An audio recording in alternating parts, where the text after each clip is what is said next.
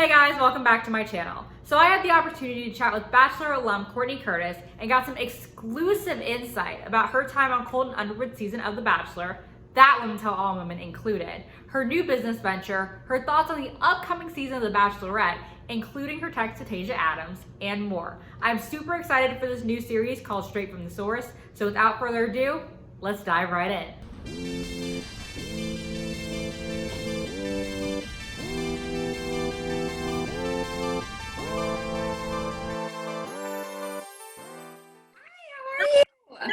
Can you hear me?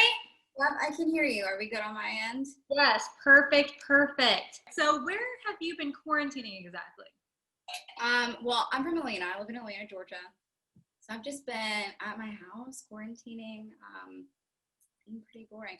Actually, I'm lying. I just got back from the Dominican Republic. You're like, my life is so sad, except actually it's awesome. Yeah, no, mostly I'm home, but like my excitement is when I do go on vacations, and it's been hard with Corona and everything going on. So I've been traveling a lot less, but I've had a trip planned for months and months for my friend's birthday, and it was a big group of us. So we're like, as long as we're just really safe at the airport, it's just going to be us and this Airbnb. We've all quarantined together the past couple of months, and we all have been COVID tested several times. So we're like, it'll be fine. It'll just be us. We just need to be careful at the airport. And it was a really good time. Was it super fun? I've been to Punta Cana, and it's so fun. Like, I love it. It's gorgeous. I want to go back because obviously everything was closed and we were trying to just minimize our contacts. So we just were at the house, which was a blast because it was a fun group. But I want to experience more of the culture. Like when I travel, I try to live like I'm a local. Right. Couldn't really do that this time, but it was beautiful. You grew up in Georgia, right?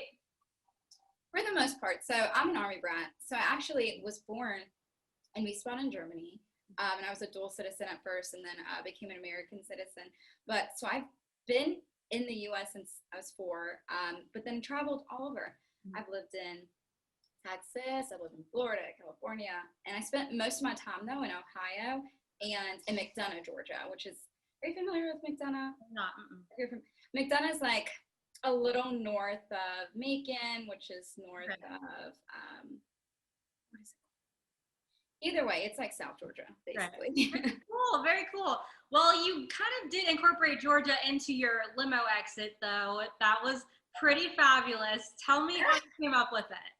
So I honestly, before going on the show, I had seen maybe one episode. So I was very ill prepared. I had no idea that people like jump out of helicopters and do crazy stuff. So we're planning my limo exit the night before, and I'm like, oh, you don't just say, huh? Like, what's going on? And they're like, I mean, sky's the limit. What do you want to do? Like, tell us about yourself. I'm like, I own a catering company and I'm from Atlanta. And they're like, okay, so what do we want to do with that? And I'm like, well, I want to feed him. Like, I feel like food is the way to a guy's heart.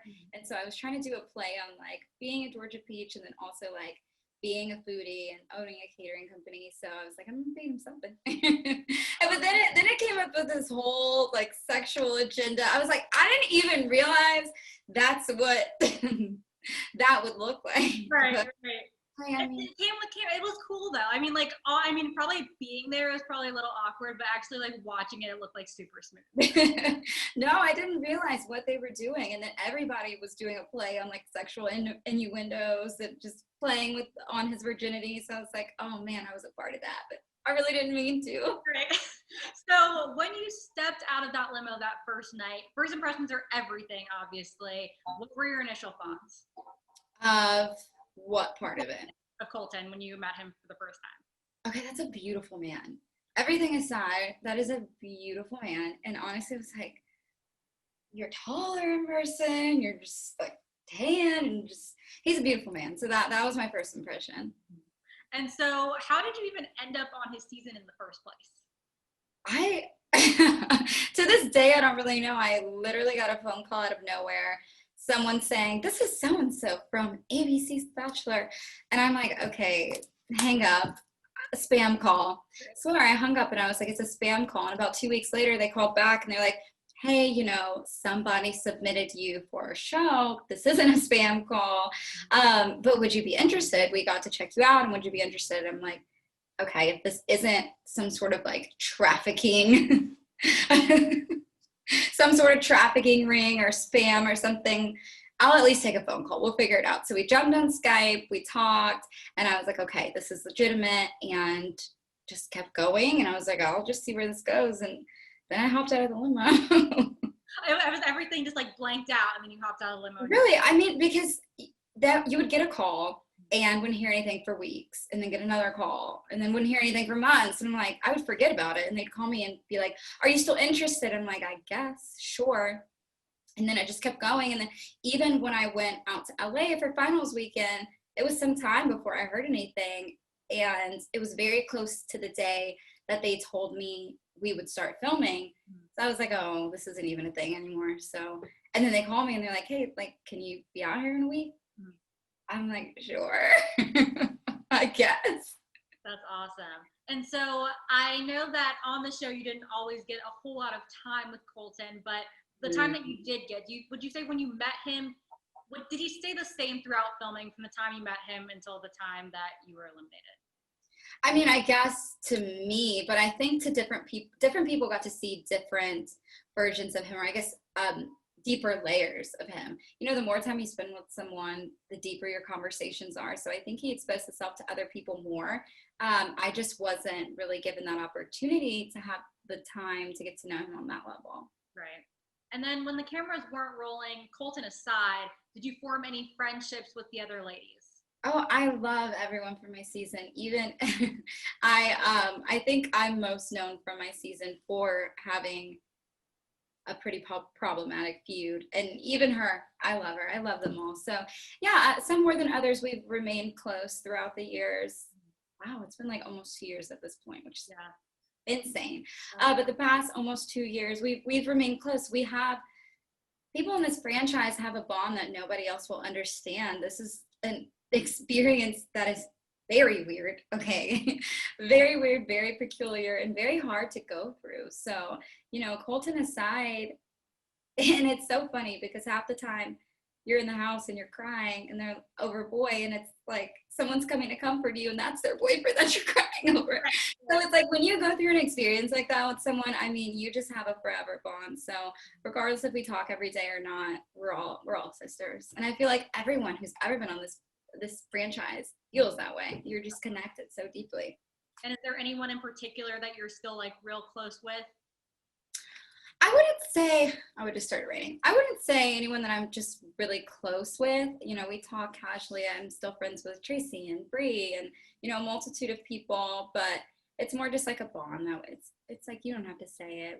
We know that we're sisters. Right. And you touched on that feud.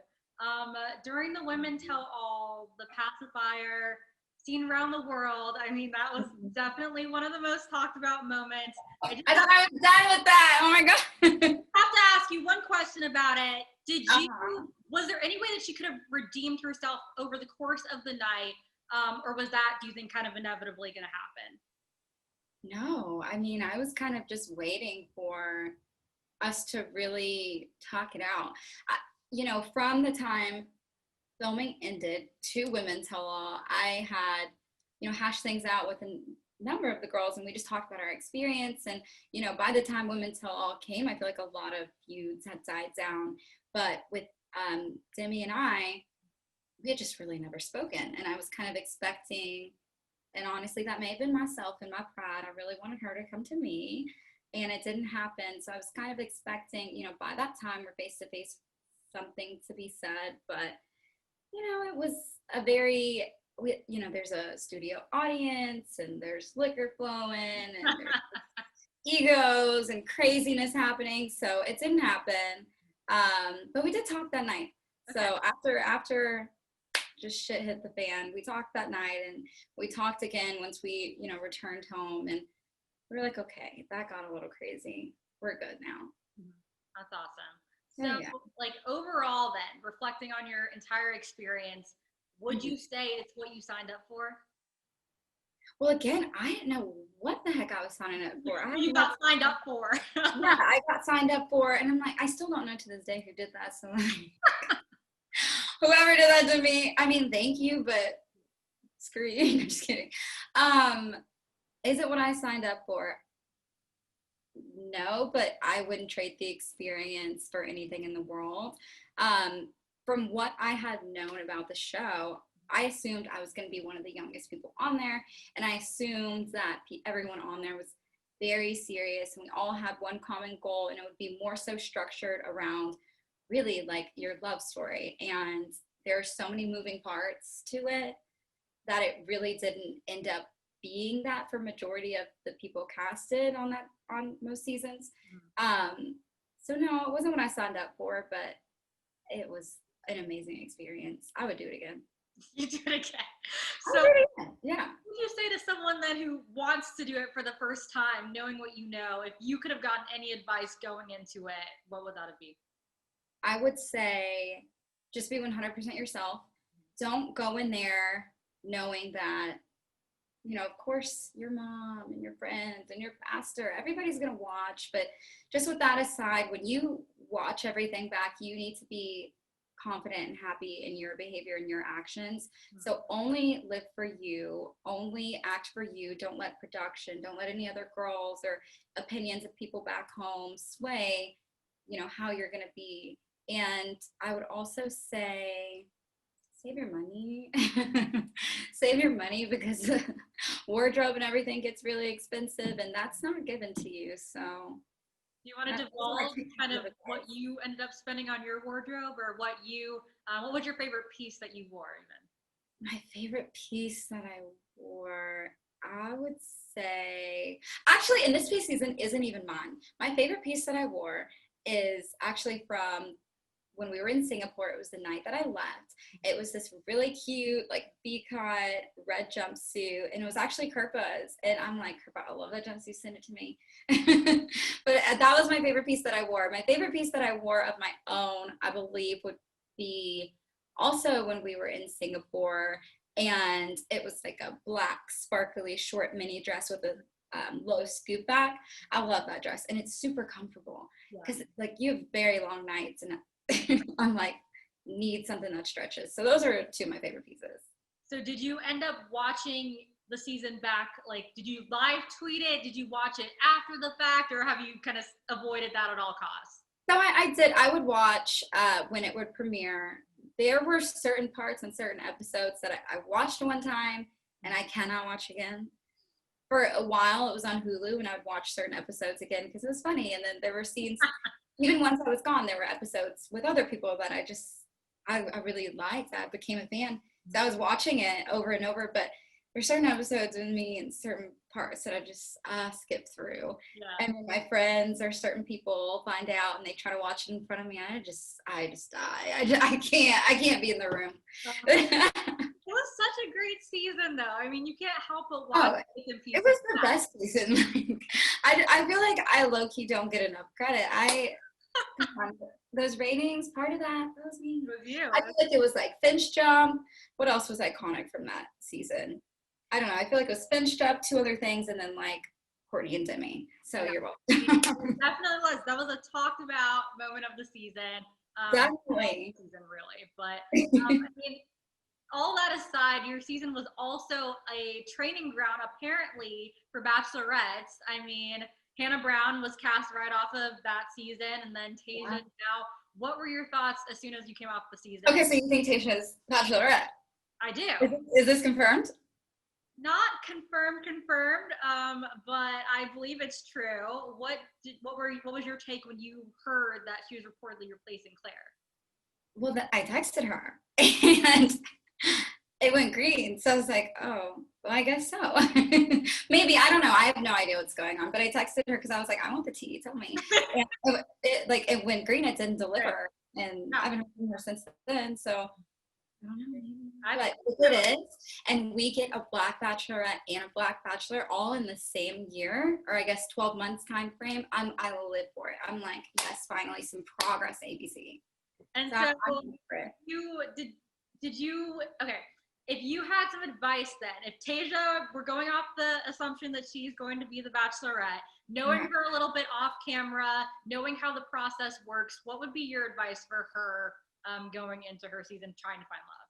There's no advice that I can give her because I literally cannot name another person that is better suited for that role.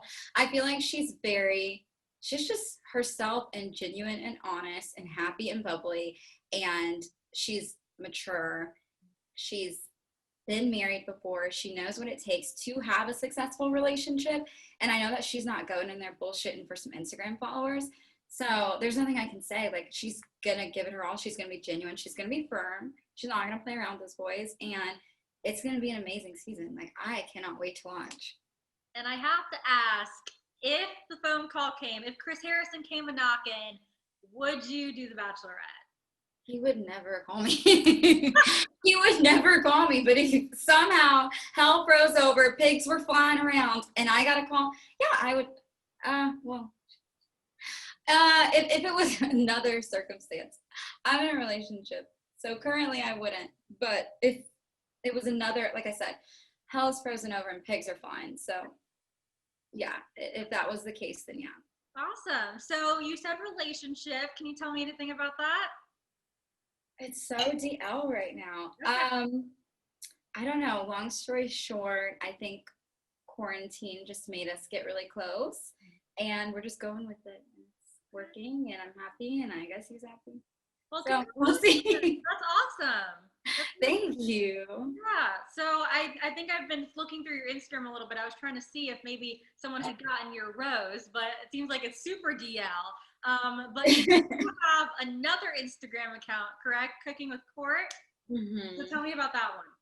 I do. So I've kind of ventured out into other avenues recently, but for years and years, I was working as a private chef, and then I transitioned into having a catering company, and I've continued to do that as well on the side, but primarily just for certain clients. Like, for example, just last week, I'm not sure if you're familiar with Tia and Tani, but I catered a party for them, and I just kind of focus on my professional athletes and people in that arena right now. But it's great. So I serve like Southern Cajun style cuisine, but I always try to do a healthy take on it, so people can get those same flavors that we love that aren't necessarily the best for our waistline, our cholesterol, and I make it a more fresh, healthy, millennial 2020 take on it, and people seem to enjoy it, so I love it.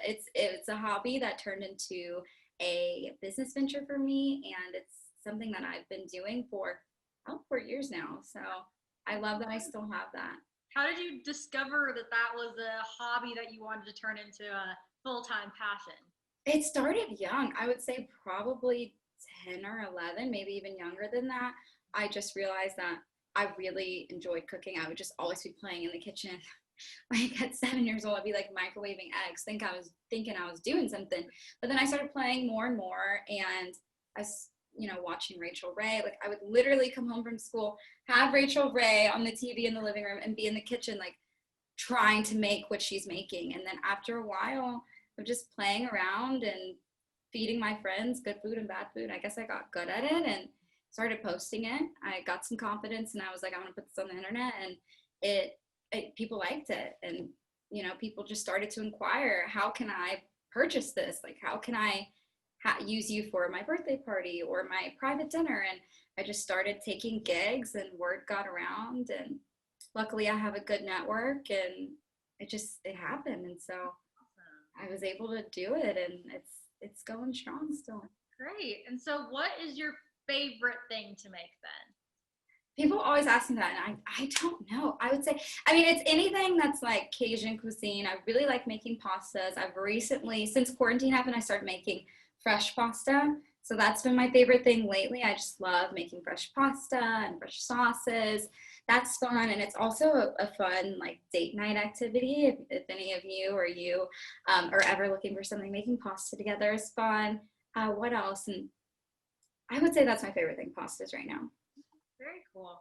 And then, cooking aside, is there anything else you're kind of cooking up that you think your fans would want to know about? Yeah, so, and actually this is something that people made fun of me for on this show, but my hair. So we're launching on September 25th, but I've started a hair company called Coco Michelle Hair, and it's extensions as well as strip eyelashes, because I always wear lashes all the time, and I spent so much money on just buying supporting other businesses, which is great.